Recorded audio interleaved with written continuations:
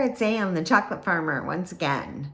So I left off talking about how I started to develop my concept that chocolate belonged in everyday foods and everyday dishes that we already prepare, and how it could be used as sort of a pseudo spice or a seasoning, the way that we think of a lot of other food sources that we mix them in to make the food that we eat taste better.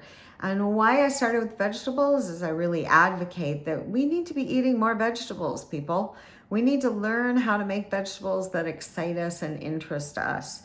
And so a long way down the process, when I started writing my cookbook, I started a list of things that pair well, because I began to find a little bit of data to validate my pairing, my own palate, tasting these things and saying, hey, you know what?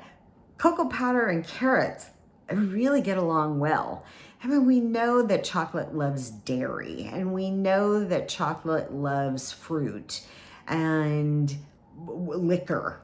But why? Why is that? So I'm going to quickly show you this. This is out of my cookbook, Savor Your Chocolate, and it's a table. And again, this is not the best way to see this, but I have one table that the top says more savory ingredients, and this deals with the more unusual things or things that we don't naturally think of, like I just listed. There's another table for that I call less savory ingredients, and that includes the things that I just rattled off.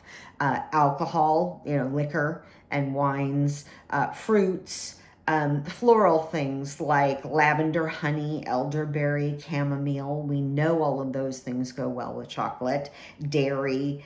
And then there's an odd little group called sulfur, which it's strange, but eggs, cabbage, onions, garlic, shallots, leek, and chive all go very well, but it's not something that's quite as in the colloquial, but it is, because every single time I get hit up with like mole, those things are, well, not eggs, but the other, I can't remember the grouping right now, that are the lily family, that they all are in mole. So, and then alcohol, of course, but the more savory ingredients is this void. And I spent months scouring cookbooks for sale, even rare cookbooks for sale, restaurants that were saying they made chocolate or used chocolate in recipes. Hershey's, not surprisingly, has an entire inn and a restaurant that serves a chocolate menu. But again, they're pairing sweet chocolate into dishes. And, it's an approach, but then you're fighting the sugar instead of just getting the chocolate flavor. I could not find much beyond a rub, and I was recently at a chocolate event in 2023, and I actually kind of pushed a hot button for somebody who felt she had, conquered the world of savory chocolate recipes because she had some spice rubs and I don't know, a dip mix or something that included unsweetened forms of chocolate. And I kind of said, well, that's great. You scratched the surface. And so anyway, this table talks about some larger categories that pair vegetal. So, and under that is herbaceous, green notes, fruit-like, so tomatoes, corn, peppers, avocado, earthy, mushrooms, carrots, and beans. Going back up to the herbaceous, cilantro, basil, parsley, celery. And the green, as I term it, is a soybean, arugula, and cauliflower.